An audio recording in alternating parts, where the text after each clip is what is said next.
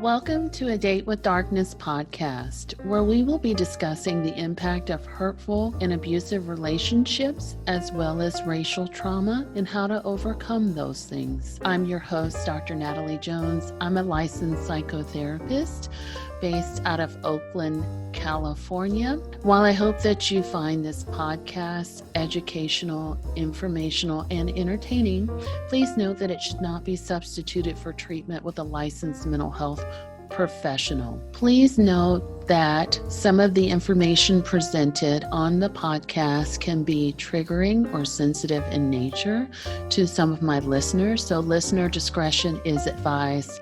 Hello and welcome back to the show. I'm so happy that you're here with me today. It's been a while since I released a podcast, but there's been a lot of stuff that's just been going on this year, been going on with me that sort of interrupted the regular production of the show. So I apologize for that, but please know that I've been thinking about my listeners and what sort of shows that I can bring you. And my plan is to get back on track. So although I haven't released anything, I've still been regularly recording some stuff.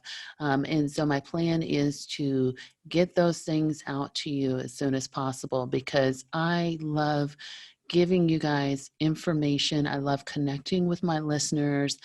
And I just want to, do as much as I can for everyone who listens to the show and has gone through some very hurtful experiences. So please know that I'm thinking about you every step of the way. And I did not forget about the podcast.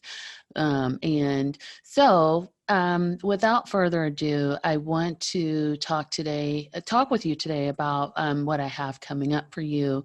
One of the things that I will mention is that I live in an area where I have chickens and roosters, and I don't know why, but for whatever reason, the rooster has decided to make a guest appearance in the show.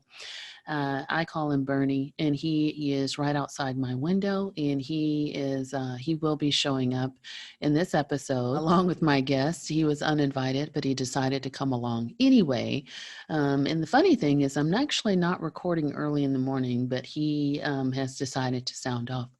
So please note that you will be hearing that, and that is on my end. And so for that, I do apologize. So bear with me there. But for today's show, I happen to bring on a special guest, Don Jose Ruiz. He is the son of Don Miguel Ruiz, who wrote the 4 agreements.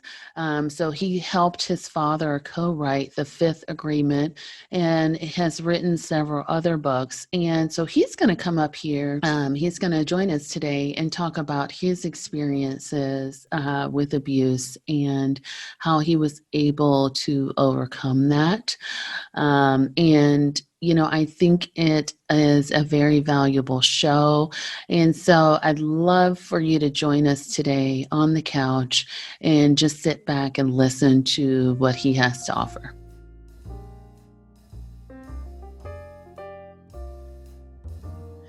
Hello, Jose. Welcome to the show. I'm glad that we could finally connect and have our talk today. Oh, I'm so happy to be here with you, and thank you for the invitation, Dr. Natalie. I'm very happy to be here. Awesome. It's great. I think it's going to be a great interview. So for my listeners that don't know you and don't know who you are, can you talk a little bit about who you are and sort of the passion behind your work? Yes, I come from a family that is from the Toltec tradition that get mixed up with the then Christianity tradition from old Mexico. So from this, we bring the mix of the 2 cultures together. And my grandmother was a big pioneer in this, and she taught my father. And then my father took the mantle of the Toltec Nahual, that is the shaman of the family. And then later it got passed on to me and my brothers. And we are very happy to be translating in modern times, because this is a different world than my ancestors lived in. But we're translating the common sense into today's life instead of many people, they try to run away and corrupt the tradition, because it's easy to corrupt the tradition when you don't want to take charge changing your life. and hide behind it. So in that moment, my father began seeing the superstition growing. So he brought awareness of psychology, what he learned in medical school, and began changing everything, and made it to common sense, and took the superstition out of the Toltec tradition. So me and my brother had our own journeys, and I fell deep in my own journey. I went into a whole, off the rails.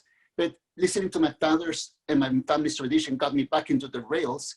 And now I'm just offering gratitude wherever I go for what changed my life. Not that I'm preaching what changed my life, I'm sharing what changed and how my life got changed. Great. That sounds awesome. So it sounds like you went through a really intense path of self-discovery. And for those people who don't know, what is Toltec tradition? Toltec tradition, it is an ancient tradition from the ancestors that go for 2,500 years ago. The Toltec is a civilization in Mexico that the surrounding tribes call them the religious tribe, because they're always worshiping the ground, they're always worshiping nature, and in those grounds were very sacred. So in the time of the conquest, the information got hidden because of the Inquisition. Everything had to be hidden, and that was the beginning of the first Nahuals. And the first Nahual was the hidden science knowledge, the mystery schools that were taught underground, because it was, it couldn't be taught, and this is how we preserve the tradition, the history. And now we come into these times after many years. So what me and my family talk about when we go out in lectures, we say, we're not talking about the Toltecs of 2,500 years ago. We're talking about the Toltecs of today, because Toltec simply means artist of the spirit, means everyone's an artist. Every human's an artist. That's why they were called religious people, because they didn't live in the world of the dream of the planet, which is the dream of the illusion, the dream of humanity, that I have to become this, I have to become this to be happy. And then if I get married, love will come later, Everything that is just programmed is not about the Toltec. The Toltec is getting back to the blank canvas. And then when life is not going, heaven anymore, you're suffering in life, let the illusion go and go back to your white canvas. And that's something that the Toltecs always knew, that we're artists of the spirit. And the only thing that the Toltec needs to learn is to unlearn what takes your inspiration away. That sounds very, very inspirational and very key. Almost, the thing that kind of comes to me is almost Buddhist in a way. Almost kind of like this, like cleansing, living in the here and the now, focus on what is today, not necessarily good or bad days, but just what is, and just staying focused in the present. For those also who don't know, your father is Don Miguel, right? Who wrote The Four Agreements, which is also a very popular book. And then, I don't know, was he sort of the inspiration behind your book that you wrote also? Yes, absolutely. Because when my father wrote The Four Agreements, I was living in Tijuana. I was like I was living off the rails, just going with drug addiction, hanging with gangs, and just the pure pressure of life that life got me. And my father, was teaching all these teachings. And when he began teaching, he began doing a profound teaching in my life, that I began saying that demons they're your friends if you tell them what they want to hear. People with big parasite minds and toxic people, they only support what you want to support them. But the moment you support them, you become, a target. And that becomes the verbal abuse, and it becomes physical abuse. And then I began saying, Father was always right. He was telling me this because he loves me. Then I began unlearning my rebellion, my wounds, and then I got to learn from him. I went to dedicate 100% with him and following him around everywhere. I totally began being his apprentice until he had a heart attack. When he had a heart attack and he was in coma, I was like, now what? Now where I do my life? So I went to his closet. I got some old tapes. He called angel training, messenger training, and I began listening to them. Then he came out of coma. He started to learn how to be. But in that time, I was inspired, said, I have to do something. And I began teaching this angel training. And in that time, he stopped teaching that angel training because he said, it's like teaching to a wall. Nobody wants to learn this. Everybody wants baby steps. Nobody wants the absolute truth. So I put this in the shelf. So I took it out of the shelf and began learning it for me personally. Then there were people in the room that I began talking about it. Then all of a sudden I began teaching it. And then somebody said, hey, make the workshop, make the angel trainings again. I cannot make the angel trainings. I'm still learning it. And he goes, that's it. Angel training is not about teaching it. It's about learning. It's the high end of the Toltec is when everybody is responsible for their own, when they find their own teacher and apprentice. So I begin doing that. And then my father learns how to speak again. He learns how to walk because he lost all bones. He lost, I'm not bone. His heart attack led him like to be his own bone. So he had to learn how to talk, learn how everybody be. I saw his teachings in action. But then when he told me, Jose, what have you been doing in your life? And I said, well, I've been chairing Toltec angel training. And he's like, oh, sure, I want to see that. And then he joined me, very skeptical. And he said, son, they're listening. What did you do different? Well, I took year 1, year 2, year 3 out. I took whoever wants to change their life, here's the Toltec teachings in the table. No more playing games, no more personal importance. Who's the guru? Who's the next generation? Who's the next, Buddha? No, nothing of that. We're all about wounds, and we're here about to heal our wounds. So a master is the one who can heal their own wounds, and that's when they become the mastery of love. So in that, I didn't dream about ever doing this. I began co-teaching with my father. He began joining in the angel training, and then my grandmother came, and that was like the epiphany of my life, to see my 2 teachers. And then the publisher came and said, oh my God, this has to become a book. This is a new agreement, and this is the first PIP agreement. So I never really dreamt about making a book. I hardly read, my imagination is so big, but yeah. My father's, when he was in coma, that made it. There's no more time to waste. And then I noticed that I was the only one wasting my own time. You were saying earlier that you went off the rails. Can you talk a little bit more about that time frame in your life, and maybe a little bit more about what caused you to sort of go off the rails? Especially, if your father was doing all these sort of teachings and things like that, just kind of what made you go off the rails, what was going on, and then just sort of where was your family in terms of, where they were in your life while you were going through this troubling time? Yes, my parents divorced when I was a young one. So my father went to take care of the family and travel and move out of Mexico to the United States. Then I was with my mother. And then, I get to see my parents, my father in the weekends and holidays. I was with my spending time. But then later in life, I found something very interesting. I found pain. I found, suffering, victimization, because I wanted to grow up. I wanted to grow up so fast. I wanted to hang with the older kids, but they only talk that language. And I remember the first time I wanted to be in this room where everybody was, doing the ceremony. My father was in there. It was a different group, but they make this wood, and they sand it, and they put red cloth in an eagle's feather, and the only one who could speak was the one holding it. And I tell you, sister, they were passing it around that room, talking about their victimization. At one point, it was not about healing. It was competing who had the most wounds in that room. When it came to my hands, that I didn't have any story to share. And then it hit to me, in order to become an adult, you have to have drama, victimization, problems. I have to have that. So I became looking into that. And little by little, you look for that. You get a first heartbreak, then a relative dies, then you feel real pain, and then you get introduced to drugs. And then when the peer pressure in my neighborhood, because in my neighborhood in Tijuana, where I grew up, it's not about gangs. It's about you're in the neighborhood, you belong to that part. So you never get jumped, you're just part of it. So I got put into peer pressure. So I never want to get bullied. So then I started wearing a mask, the mask of fake machismo. And that fake machismo, I see all the macho guys, all the people fighting and things like that. And when they don't talk about what happens when you leave that world, and that happened to me. That I went through that drug addiction, my body got abused and all that stuff. But I was so strong-minded, sister. I disappeared from the house for a long time. Even they put me to new schools and I disappeared. I was strong-minded that the only thing they can do, my father said, you have to learn. I have to have faith that you will wake up one day. And he always was worried when he was traveling, oh my God, he's gonna be dead. He's gonna be in jail. He's gonna be in mental asylum. And then one day I was talking to him and he said to me, son, you're free right now, but you're going to a path that you maybe not be in free time. Right now I see you in your mental asylum. It's like a room without bars, but you are making the bars with your own guilt and shame.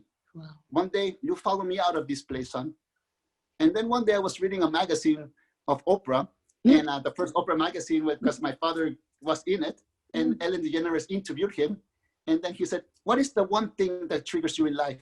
Well, because he was very open. He was, there's only one trigger that can get me is my own children. And this time my middle son, my son, he's walking on steps that I cannot. I have to have faith. I have to walk my talk. I give him all the discipline because he's not my best friend. He's my son. And when I read that, I was saying, this is what I'm doing to the person I love most in life. I just want his attention. I just want my attention. I just want to be back. So I meditated back into that room where everybody was suffering, and I can feel all the excuses why we're not happy. And in that moment, I could feel my own excuses. And it's when I went to my father and says, Father, I'm living this life. My best friend just died. He went out the window of a car that I was going to be, because if it wasn't for you being strictful to me to take me to the United States for that weekend, I would have died. Thank you, Father. He hit me home. And in that moment, there was no judgment. There was no finger. It was just a big hug saying, welcome back home, my son. And in that moment, sister, that's when I became unlearning the parasite mind, the victim mind. So in this world, it's a lot of manipulation. When we manipulate ourselves, everything becomes a manipulation. But the moment that my father rescued me, and he gave me the opportunity to come back home. And in that moment, I said, okay, I'm going back home. And then, sister, 1 week later after that, I was in Egypt. I was inside the Pyramid of Giza, and everything changed. I knew that my life, I've been, blessed by life, that I didn't die, I didn't go crazy, but I'm still here. I take punches in life still, but I don't blame anybody for them. I make them into a teaching.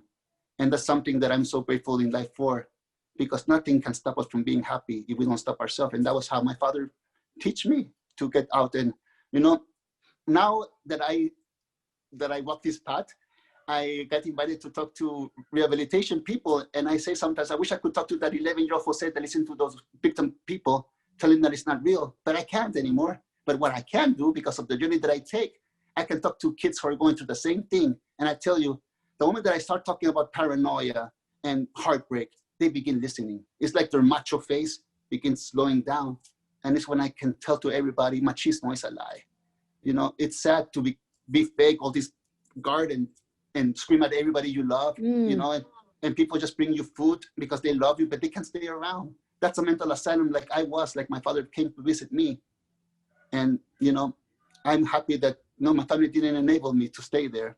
They really said, okay, if he survived the jungle, he comes back. But love, it's about love, his love. That sounds amazing. And you grew up in Tijuana, it sounds like. Yes. And I don't know what it's like now, but I know I've been there a couple of times, and it's been many, many years ago. And there's a lot of, what we call poverty here, and just, like true poverty, and just true, like, just kind of kids kind of wandering the streets and things like that. So I would say that the place where you may have grown up in, I don't know if it was like that when you were growing up, because I'm not sure how old you are, but that place sort of just breeds like children wandering aimlessly because of where families are. Does that make sense? Yes, absolutely. We begin growing up, and that sometimes when we go into that dream, that's all we know, and we get protected by the little dream. There we go. When we're not supposed to go, we get into trouble. But in the beautiful thing, it's about the whole world. The whole world is like that. The whole world has places like this, like that. Every place has the corruption. But yes, there's something beautiful when you begin having happiness for what you have, and knowing things like that. And it is bad when you begin dreaming about ambition, about wanting to grow up without working. And that mentality, when I was growing up, all the kids wanted to be rich and be, have money, but they didn't want to go to school. They wanted to be the cartel guy. They wanted to be the soldier, the street soldier, because that's what they oppose, Of course. In that moment, people take a lot of distortion, because there's a lot of great people, great angels in those worlds. And there's also that world. And that's one thing that really helped me. When families take you in, and it's strangers' families that show you the heart. So when I was in this world living that way, and family took me in, and I said, this is our ancestors. from the ancient Egypt, from ancient Teotihuacan, from ancient Tibet, from ancient every place that is sacred that has kindness and heart. We take strangers in. We take people who are needed in. We don't see something in. And that's something that I talk to people when they ask me about the Toltec tradition. I go, okay, you can study all these books and all that stuff, but who knows if it's real or not? But if you want to learn the tradition, it's still alive, because that cannot die. And it's how people treat each other, how people treat in families, how they welcome you home. And this is like the true church of place of worship, because when you become a place of worship inside of you, it begins expanding. And this is why sometimes we used to call some friends the party Buddhas, because, they never knew about Buddha, they never knew about Toltec, but they were such kindness that they protect their land. And, that's the beautiful thing about people who don't know this beautiful world, that there's angels everywhere. Yes, and it sounds like what you're talking about is, in addition to kindness, is community. Mm-hmm. Kind of like the sticking together and taking care of your people, your tribe, or just anyone that you see who's suffering or going through a hard time, is just human kindness and community. Yes. And this is the dream of the angels, because when we're in community, we're all the angels of something. The angels of art, the angels of music, the angels of cooking, the angels of, and when we get together, it's our heaven. It's the time when someone falls off, the angels fall from grace, when it believes that it's not love, that is different from other angels. And that is when, we begin corrupting our sacred space. But our natural being is, like you said, it's a community of trust, a community, there's no one higher than others. There's no pedestal. Everybody serves one another. And this is a beautiful way of dreaming. How can community or communities or people take care of each other if they're suffering through their own, like, poverty, their own violence, their own substance abuse within their own families? Because I think that's an important piece, especially for people of color, who more often than not, or a lot of people, I would say, to reframe, find themselves in communities that are, below income, riddled with violence or riddled with drugs. So if you're in a community like that and you see people such as yourself at that time, kids wandering aimlessly or someone suffering, how can someone who's also suffering care for you? Conversations, honesty, harmony, honesty, because there's no point in reacting, in feeling bad, just honesty. Because when we are honest about ourselves and we don't show our weakness or poison, we begin seeing that we can overcome it. And if we don't co-create something, that's not, we don't even know, how can that affect us? Sometimes my stepbrother we were in India, and this person started feeling bad for these communities, these communities really, and that's so disrespectful. And he goes, why? They have to know, because they don't know that world that you're trying to put onto them. They're happy just playing, going to wherever they get their toys and playing, getting their scavenger hunt, but they value it, They're not like, they get something, I want something else. No, they get something they created, they love, they're having fun. It's disrespectful when we think that we're better than something that they need our help. Mm-hmm. And, in the communities where I grew up, in the poverties, the female and the males, the elders, were so strong because they cannot be fooled. They will tell you honest things with no butterflies, with no, straight out as you age. And that's what helps when we talk to one another, and we don't, we have everything we have. We have enough. We have each other. We have life, and we can create. My grandmother came to this country alone, just walking through the thing, and she worked so strong. And then my older uncles wanted to work and help her in that heavy lifting, and she goes, "No, you go to school. Look at my hands. I'm working forcefully. You'll take one day. You'll take the torch and then take it to the future. But for now, it's my turn to put you to school." Now she made 3 medical doctors, and she pushed her family, to have a success, and that's what it's all about. And she did that in the 40s and the 50s. She broke up from an abusive relationship in that time, where it's unheard of. And she says, I'm a woman, I'm a strong woman, and I will never be put down, that I'm nothing more than that. And to all the kids in the family, to all the men in the family, respect is the number one thing. You always respect your queen, because that's the tradition. And to the woman, and people were afraid of her. This little 5-foot little woman. Why? Because she was honest and truthful. And this is what nobody wanted to see, the truth. So when we are honest and truthful, we can see people dream. Like, I've seen both worlds. In both worlds, I see heaven and hell. In the poverty, I can see people very happy to what they have, to be together. They co-live, they share everything. And then there's the hell of robbing people and stealing and robbing their own families. And in the rich communities, people donate, they help the communities, they help serve whatever they have. And there's the other people who have millions of dollars. They're not even have dining room dinner tables. They are entitled, they want to, have more than they have. And the family is suffering, and the people go for help. So in both, everywhere is suffering. The beautiful thing to understand is that we're alive. That is the key. When we are grateful to be alive, we're not looking for anything to excuse us to go down. And yes, life is hard sometimes. We can, but there's a way. I really believe this in my life. If God gave me a problem, it's because it believes that I can overcome it. The only thing I have to do is just to overcome myself. And that broke the poverty mentality. Because poverty mentality is not about, for me, about having bank accounts less or less. It's about being happy. Because what good is all that if you're not happy inside? I would agree with that. And can you walk me through your steps of kind of what you went through as you're coming out?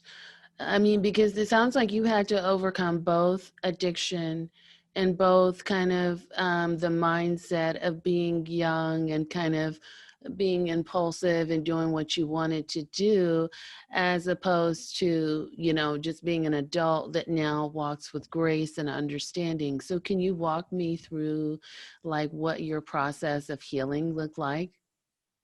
Well, the first thing to do when I was looking through healing, it was to remove myself from my toxic world. Okay. And the first things were where I grew up in Tijuana. I left Tijuana, but then that left, and I was doing okay until later in life I got married. But I got married, not because I was so in love. I knew this person. I felt like if I get married, I will clean up my space. I will do what I'm supposed to do, have a child, have a family, and I grew up. But of course, I didn't get children. I get the spouse because I wasn't ready for that. So the next training that I had in my life after leaving the drug addiction was marriage, the abuse of a marriage. The first year was okay, but then we begin screaming at each other. We begin fighting, disharmony. We try to work it out for 10 years, but then afterwards I noticed that she's hurting me. She's hurting herself with me, and I'm hurting myself with her. And I really love her. What am I supposed to do? And I went up and said to her, I have to end this relationship. Because it's your fault. It doesn't matter. I wanted freedom. But where I'm coming from this is that after I left the drug addiction, my new addiction became the need for love, that I can make it work. I wasn't the love of my life. I was thinking someone else was the love of my life.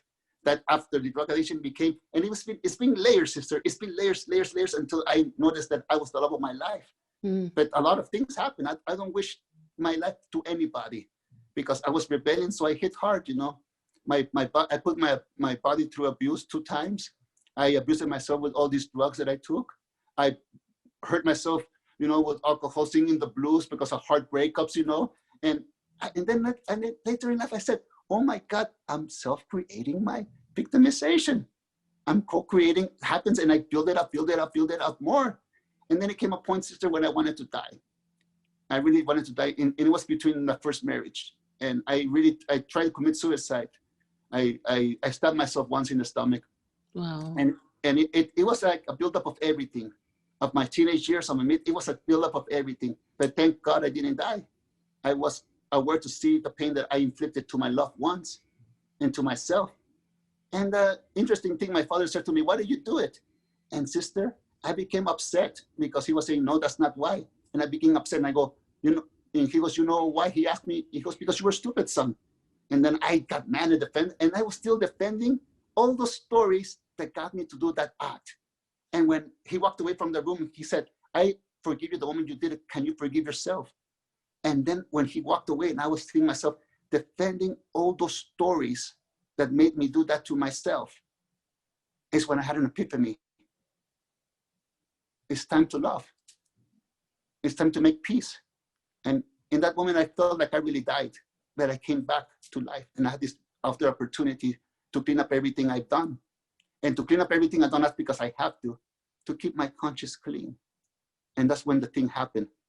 This is the most sacred thing that I can ever have. I cannot lie. I cannot pretend. I have to just be authentic from here. And when one lives this way, you don't have to remember anything. And really, you don't have to remember any lie or anything, what I said to this person, because you're living in the moment. And I live that way, but it took a lot of punches to get to this, a lot of healing. And especially my partner that I have right now, she said to me, Jose, you're giving so much love, but you have a leak out there because you still have to deal with something. And, you know, I had to deal with the abuse that I had because I put it in the closet thinking that no one knew, but everyone knew. But I was just hiding from myself. I shamed myself. And now from that teaching, I open myself up. I forgive myself. And I forgive the person who did that to me because I'm the one who really did that to myself. And now I am here talking about the end of machismo because it was that machismo dream that got me here, that I can now say, you know, gender, it's beautiful. It's a beautiful art. But when you live from the point of view of life, that you are part of planet Earth and this body belongs to planet Earth, there is no gender. It's just life. And we are life and we can do whatever we want to do. So for the longest time, I was beating myself up for what happened to me in the Lima Machista. Many kids commit suicide even deeper. And that's probably why I try to do that in my life. But, you know, when I forgive myself to do that, I said, I come back from the dead. You know, I cannot change everything I did. But the way that I'm living right now, I'm changing it. And sometimes, sister, something happens and that little tickle comes back and the irritation comes back. And I said, stand behind me, Jose. I say to him, I'm responsible for my poison and I need to control it. And that's why I say to everybody, no matter how much awareness one has, no matter if you're a master in a pedestal, you're still human. And when we stop pretending to be what we're not, like a mystical, special, magic person, we come back to our roots with everybody and everybody know that we're all the same. And that will give us the hope to transformation. And then hope will be lost because it will be faith. When we have faith in ourselves, that we don't want to live a certain life. That's it. And that's what happened to me. Like, I don't want to live back. It gives me heebie-jeebies when if I think about everything I didn't survive. It's that dream is not me anymore. That's amazing. Can you talk a little bit about what machismo is for those that may not know? Because I think it's important to talk about that sort of cultural element that men have. Because I think it's something that men have, not just in your culture, but in variations of it in different cultures, and where it can make it really difficult for them to be vulnerable or in touch with how they feel. Can you talk a little bit more about that? Yeah, machismo is the dream of suppression. If you suppress yourself, you suppress life. And if you suppress yourself, you will suppress every woman, every weak person that you see, every little kid, every one that you are afraid of, you're not gonna suppress. You're gonna just get that hurt from them and put somewhere else. And you know, when we're kids, especially men, they tell them that you cannot show your emotions. You cannot cry, that you'll be a sissy, you'll be a wimp. And then you keep giving names and you begin breaking people's spirit down. And people begin living what they're not. They live in a shell until, you know, one day it becomes too late and that becomes a part of their life and don't even know what beginning to do. But the thing it's a cage for me. It's a cage of suffering because let's say you disrespect women, you hurt children, you kill emotions, you live in coldness to be cold because it's afraid. Why is it afraid? Because it's a survival mode, but it's in survival mode, not peacefully. It's afraid. It's afraid to be suppressed. It's afraid to be wrong. It's afraid about everything. It's afraid to fail. It's suppressing itself. It's afraid to be a man. And you know, that is not real man. A real man is a real man that goes through his emotions, that cleans, that is strong for community, that loves, that is kind. You know, one of the most powerful men in the world was a story about Krishna. And Krishna was not machista. He was so beautiful. He was almost feminine. And she showed that feminism because that's divine Mother Earth. But, the dream of machista can kill so many dreams, And it's not only in men, it's in women too, because it's about dream of suppression. And the thing that many people don't talk about was the first thing that the first, mass killing that was against women. A big killing against women. Why? Because they were smart and strong. And the men felt, oh, we cannot support them. We have to rule them. And the whole point about men being in life is to support divine goddess, divine one, because they're the portal of the infinite. Without them, there's no life. So the honor was dead right there. And then the greed began happening. They see us like animals. They see us like, and even animals have the right to live. And, it's a big dream of not wanting to see clear eyes, because even hurting animals sometimes is part of that machismo suppression, because it doesn't have tenderness of heart. So what this leads you to, it leads you to loneliness, because nobody wants to be around a machista. Nobody wants to, even express themselves, because they will get screamed at.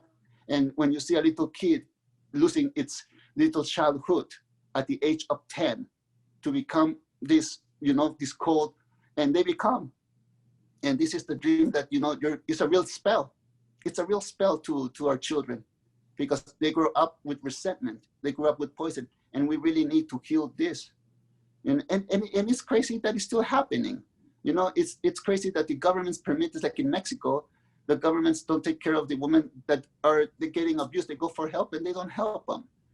It's really very deep in a long time of humanity that this being dream is happening. But the good thing about it, to not be victim about it, is that little kids, the little children are seeing this. Right now the little children are carrying the flags, of pride, not because they're part of it, because they support that. It's not their dream, but they support that dream. They're supporting everybody else's dream that is a community, like you were saying earlier, a community of respect. And machismo is a community of disrespect, because it's only a part that it is in the pedestal. The rest have to wait and not be included in the conversation of the dinner. And when we are open family, everything's out in the open, because the most thing in the Toltec world that we cannot live by is behind a mask. It's the most painful thing to live behind a mask, because it means that you're living someone else's dream, and you will never be perfect. And it sounds like, when you were able to sort of come into your own sort of healing, that your dad was not or did not have machismo. It sounded like he was already in a place and was actually encouraging you to go through your path of healing and to get to a place of self-love. So I would venture out on a limb and say that you were very fortunate in that way. What about people who are not so fortunate and don't have family that is supportive and want to go through some of what you're talking about to get through their journey of self-healing? Like, what if they have family that is machismo or abusive or just not supportive, and they're trying to walk a path similar to you in terms of going through their own healing journey? Yeah, sooner or later, they will get the call. They will get the call to understand, hey, this is not my dream. This is not my life. And I'm tired of, blaming my parents and their parents. And if I'm blaming them, it's because I noticed that the poison came from them. They did their best in survival, but now the poison's in me. Now I have this choice. Do I want to continue this legacy to my children so they can say the same thing that I did? Or I can change it and say something else to those children that are in the next generations. And that the line is cut. You begin a new generation, a new tradition. And everything that didn't work for you is out in the trash. But everything that worked for you, that created that, the survival mode, the epiphanies, you take that and you cultivate it and give it to the little ones. And the little ones will believe in themselves, that they will reclaim their lineage, because every lineage is reclaimable. We may get one generation that fell from grace, that it will affect 4 generations, that it will clean up again. And this is what I say, faith in the heart of your love. We all are dreaming this life, and life is a dream in the Toltec tradition. But if we don't like our dream, we can change it. And someone says, how can we change it? It's because it's our dream. We can change our life if we want to. You know, it takes one action. For me, it was one action to get in the bus and say goodbye to Tijuana. I had all these temptations, but I knew that I didn't want to be there anymore. Mm. It's not the city, it's what I did in that city. Could you go back there and look at it differently now? I have gone. I've gone and do some speeches and I see it differently. And I go, wow, Jose, I'm proud of you. Not to have ego, but thank you. You took care of me. Yeah. It's like looking into the mirror, says, I love you. You always be loyal to me, no matter if I put you to hell. But now it's time for me to be loyal to you. And when I went to my Tijuana, I see all the people that I love and friends, you know, and I love them, you know. It makes me, the moment that it makes me too nostalgic, but at the same point says, well, I have to go because it's not my dream anymore. It's like sometimes when we dream at night, we dream that we're walking in our childhood home, but then we wake up because we don't belong there anymore. But it's been fun to see everybody, but it changed. It's not the one I knew. Yeah. I can only imagine how different you must feel going back there and just sort of seeing that environment. I'm curious to know if you saw people when you went back there that were kind of still doing the same things that you were doing before you decided to change. And if Yes, so, how did that affect you? Like people that were still kind of stuck in that those same patterns. yes, it didn't took long because I went there and there's some people who doing the same patterns, but I just saw them for a few minutes and walked away because I was hanging out with the friends who changed their life, who have 2 children, married, you know, living with family, and I chose Yeah. to be with them. The people who opened up the doors for me, the people who helped me, I went to them. And because the other parts, you know, the mind might not remember sometimes, but the body remembers. In the moment the body was there, my body began shaking. Goes, it's okay, it's okay, you know, I got this, you know, it's okay. Yeah. You're not in harm's way. I'm with you. And but I felt that, you know, and sometimes I begin seeing how my father used to see me, you know, when I see some of my old peers in that world still, and I see myself, you know, in my dad's shoes. How can he convince somebody that he loves to get out of the world? You can put little sense and walk away. And just a little thing I do, sister. I sometimes give a little advice, but pull out because I have to take care of this guy. Yeah. After you left your marriage that was abusive, can you talk a little bit more about what the next steps were for you? Because I think that's important, especially from your perspective as a male who had been going through machismo and you just decided to sort of walk away from something that was toxic for you. Yes, the moment that I walked away, I began having a relationship, but all of a sudden it was the same relationship all over again. So I Ah, had to walk. So I had to walk away after 3 months, and it was not that person. It was me. And but what I noticed right that moment, I said I have no right to scream at nobody again, and nobody has the right to scream at me ever again. And I thanked my ex-wife, and then I moved on, and I thought I was going to become a monk, you know, because I was done with the drama. I said, okay, I'm just going to become a monk. And I came up here with the sun, and I met my partner now of 10 years. I give her a kiss on the lips, and I don't know what happened, you know. But she's been a very good help for me. She's also a psychologist, and she's oh, helped me a lot in a different way to see me from a different point of view. And she helped me growing. She helped me. It's like an angel got sent to me that helped me out growing up from my drug addiction, my PTSD with my first marriage, because fighting gives you PTSD. And she said to me, oh "I'm yeah. not her. I'm not her." Then I begin unlearning that part of me, and then embracing, forgiving for whatever happened to my body. That she helped me. You know, she's a really angel. I love her so much. She helped me in everything. She supported me. She helped me come out as a non-binary person because I was not with machismo, you know. So I love to dive into the femininity in the male dream. I like the beautiful dream, the beautiful dressing, the beautiful, you know, the whole beauty of life. I love to embrace it. Yeah. It's part of me. And you know, she could have done something, hey, feeling insecure, feeling something about her. She just loves who I am. She goes, Jose, I love you, not what you appear outside. I love you because that's true love. But the beautiful thing, she's a support, because that's what a partner is. She's the love of her life. I'm the love of my life. It's about dream of support. We both live in separate places, but because we have our creative spaces, but she helped me a lot to come out. And this is one of the beautiful things I'm saying to children. It's okay to be you. It's okay to love who you want to love. It's okay to, walk your own path.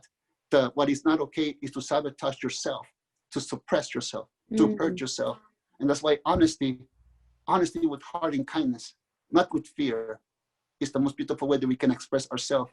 And when we express ourselves, someone will hear, and we'll only share ourselves with people who respect us, who listen to us. And in exchange, we will listen to them. So yes, my love right now, I know that I'm the love of my life. My partner's the love of her life. And we know when we're gonna go home, because that's why I let her do whatever she wants to do, and I do whatever I want to do. But it is a dream of respect. So in the dream, first marriage, it was a dream of disrespect, fear, insecurity, jealousy, and all that, that really imprisoned, and make walking eggshells.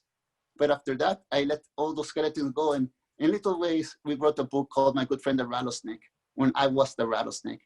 And I learned how to control my poison, because we all have emotional poison. Then when we master how to control emotional poison, we can, always honor the love in our home. That sounds good. Can you talk a little bit more about your book? You have 2, right? Actually, now I have 5, and now I have 5. Whoa, 5. Okay. Can you talk a little bit about your books then? Yes, the first one, like I mentioned, is the 5th agreement: to be skeptical, but learn to listen from the heart. It's not be skeptical in a I know everything. No, it's to be skeptical of your own negativity. Like I'm not good enough. I'm not meant for love. Is that really true? So that's one of the books that I got with my father, the 5th agreement.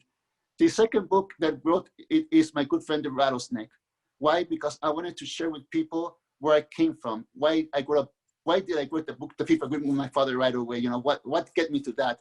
And it was just the things that came out from the experiences that I had with my good friend, like we talked today in this program. And then later, the next book was The Wisdom of the Shamans. And it was stories of transformation, because in the shaman tradition where I come from, we tell messages to our apprentices through storytelling, not putting them the finger, you should do this. No, because storytelling, it makes one realize, reflect, get the epiphany. Oh, I'm like this character, or I'm doing something like that. Or, it connects to something. And that storytelling is so powerful. So, and I give exercises. And the second book that followed that is The Medicine Bag. That the medicine bag, in little words to explain it, is what we have in our heart. Because our heart is sacred. So if we have our mother in our heart, we will love our mother 100%. We have our puppy, we love our puppy. Whatever we see in our heart, we will love unconditionally. But if we have our heart corrupted, if we have a corrupt medicine bag, it's not about healing, it's about hurting. So we say I have this abuser in my heart. It will abuse me every day, because that's what I have in my heart. In order to clean my medicine bag, I have to take that abuser out, forgive it, let it go, and now clean my heart. And now, what is sacred to me. So this is the beautiful thing about life. What is sacred to us? What's in our heart? Are we just looking to complain about these people, and their negative becomes growing? Like this past years become, we focus on one person and hate. It doesn't matter what, it was all a sensitive world, because it has life of its own, just like fire, emotions do. And then we cannot control the emotions, but at the moment that we begin realizing that we are in charge of attaching and detaching, it just have to be, the heart of the medicine back to heal, to see through the eyes of love. And that's when we begin to let go of everything. And through this, the next book that now I'm working on right now is called The Power Animals. And this is about, a little example I would share. It's not that the animals is coming to us to give us a message. No, it's that we're mirror people. We see birds flying, we create this air force of, somehow we did that. We see submarines, because we see little mammals swimming in the ocean, we're mimicking everything. So it's not that the animals are coming through us. The power animal is the human that reflects everything, that gets a power. Let's say I see a hummingbird. So the hummingbird represents the messenger of the gods, because it collects nectar from one place to the other. And then it's exactly how the humans are. We are like the hummingbirds, because we collect nectars. We call it information or stories. We get the story from one place that inspire us, and then we go to our best friends and get that nectar out. And sometimes we corrupt the medicine of the hummingbird because of gossip, hatred, jealousy, resentment. But when we begin honoring the hummingbird within, does it feel good to pick that up and throw it no, this was the part of our awareness to be aware of what language we speak. So these are little examples of those 4 books that happened. And can you talk a little bit more in depth about the 5th agreement, in terms of what that looks like and how we get there?